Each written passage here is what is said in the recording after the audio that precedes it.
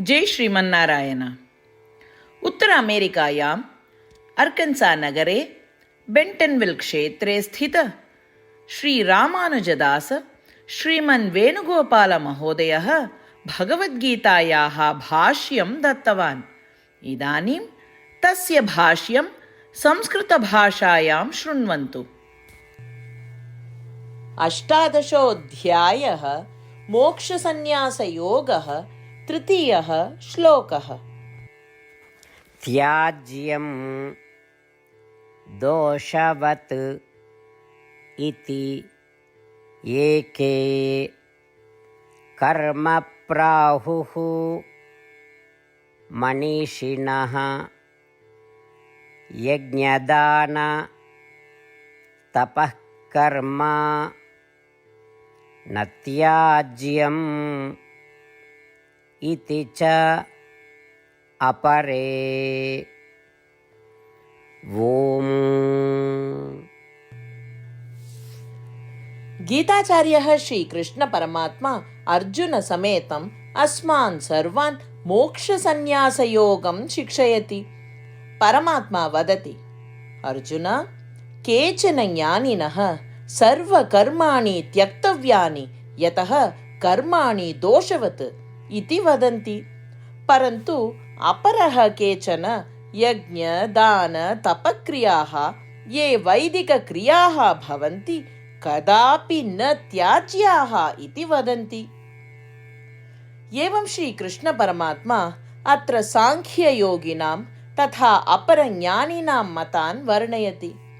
यदा श्रीकृष्ण परमात्मा ज्ञानिनां विविधमतान् वर्णयति, तान् शृण्वन्तः परमात्मनः अभिप्रायः कः इति ज्ञातुम् उद्युक्ताः भवन्तः श्रीमन्नारायणप्राप्तिः एव जीवलक्ष्यम् इति मत्वा श्रीमन्नारायणे एव शरणागतिं कुर्वन्तः वयं सर्वे श्रीकृष्णपरमात्मनः वचनानि अनुसरामः। त्याज्यं दोषवदित्येके कर्म प्राहुर्मनीषिणः यज्ञदानतपः कर्म न त्याज्यम् इति च परे। श्रीमद्भगवद्गीतायाः सारांशः अष्टप्रतिज्ञाः च। श्रीकृष्णपरमात्मना भगवद्गीतायाः 18 अध्याये 65 श्लोकात् 70 श्लोकेषु 8 विषयाः गीतायाः सारांशरूपेण उक्ताः सन्ति। श्रीकृष्णः वदति, एतेषाम् 8 विषयाणाम् अनुसारिणः एव मम प्रियाः, अहं तान् सर्वथा रक्षिष्यामि इति। श्रीकृष्णपरमात्मनः सम्पूर्णां भगवद्गीतां श्रुत्वा अर्जुनः वदति यत् करिष्ये वचनं तव इत्युक्ते, हे कृष्ण, भवान् यथा वदति तथैव करिष्यामि। अत एव श्रीकृष्णः सर्वविधसाफल्येन जयेन च अर्जुनम् अनुगृहीतवान् अस्ति। वयमपि एतान् 8 विषयान् अनुसरेम इति प्रतिज्ञां कुर्मः। अस्य वचनस्य अपेक्षया अन्य पूजा तपः यज्ञः किमपि नास्ति एव। एताः 8 प्रतिज्ञाः स्वमनसि हृदये च धारयन्तु। एतया प्रतिज्ञया श्रीकृष्णस्य प्रीतं मुखं वयं पश्येम।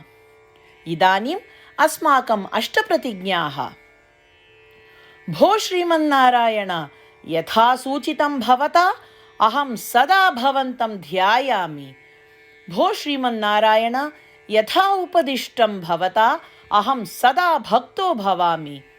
भो श्रीमन्नारायण, भवान् यावत् तृप्तिः भवेत् तावत् भवन्तं सेविष्ये। भो श्रीमन्नारायण, मम महती विश्वासः यत् अहं भवतः भक्तोऽस्मि। बद्धाञ्जलि भूत्वा भवन्तं सदा वन्दे। भो श्रीमन्नारायण, अहं भवतः वचनानि स्मरामि। मामेकं शरणं व्रज। भो श्रीमन्नारायण, भवतः चरणे एव आगतोऽस्मि। भो श्रीमन्नारायण, पुनः स्मरामि भवतः वचनं मा शुच। अहं कदापि न दुःखो भवामि। भो श्रीमन्नारायण, श्रीमद्भगवद्गीताम् अस्मभ्यं दत्त्वा अस्मान् सर्वान् अनुगृहीतवान् अस्ति।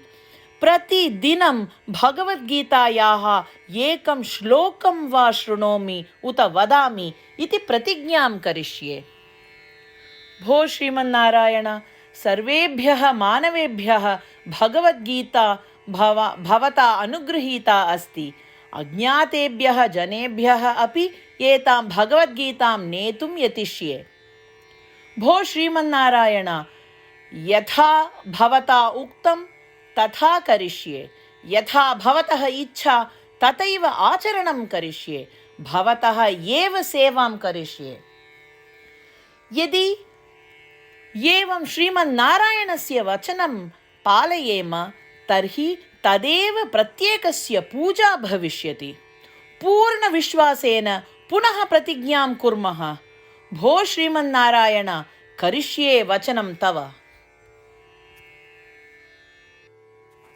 त्याज्यं दोषवत् इति एके कर्म प्राहुः मनीषिणः यज्ञदान तपः कर्म न त्याज्यम् इति च अपरे। ॐ त्याज्यं दोषवदित्येके कर्म प्राहुर्मनीषिणः यज्ञदानतपः कर्म न त्याज्यम् इति च परे। जय श्रीमन्नारायण। सर्वेभ्यः भक्तेभ्यः एका प्रार्थना। अस्माकं जीवने वयं सदा सपदि प्रतिफलम् इच्छेम। तदर्थम् एकं निमेषं वा दत्त्वा वयं नारायण अस्त्रं पठेम। नारायणास्त्रं प्राप्तुम् अन्तर्जाले www.narayanaastram.org गत्वा तत्र पञ्चिकायां स्वनाम एवं ईमेल् सङ्केतं यच्छति चेत् तत्र नारायणास्त्रं पुस्तकरूपेण अर्थात् PDF रूपेण मिलति। तस्मिन् एकः रामायणश्लोकः, गीताश्लोकः एवं विष्णोर्नाम च सन्ति। एतत् त्रयमपि मिलित्वा नारायणास्त्रं कथ्यते। प्रत्येकः श्लोकत्रयाणां विविधसंयोगं प्राप्नोति। यदा प्रत्येकः नारायणास्त्रश्लोकं 24,000 भक्तैः सह पठति अथवा शृणोति तदा सम्पूर्णं रामायणपारायणस्य एकमण्डलं, श्रीमद्भगवद्गीतापारायणस्य 33 मण्डलं, श्रीविष्णुसहस्रनामस्तोत्रस्य 24 मण्डलं च समापनं भवेत्। प्रतिदिनं यदि एवं क्रियते तर्हि अद्भुत एवं विशेषपरिणामः भवति। अतः भवन्तः एवं भवतः कुटुम्बजनाः अपि सपदि नारायणास्त्रं प्राप्नुवन्तु इति प्रार्थये।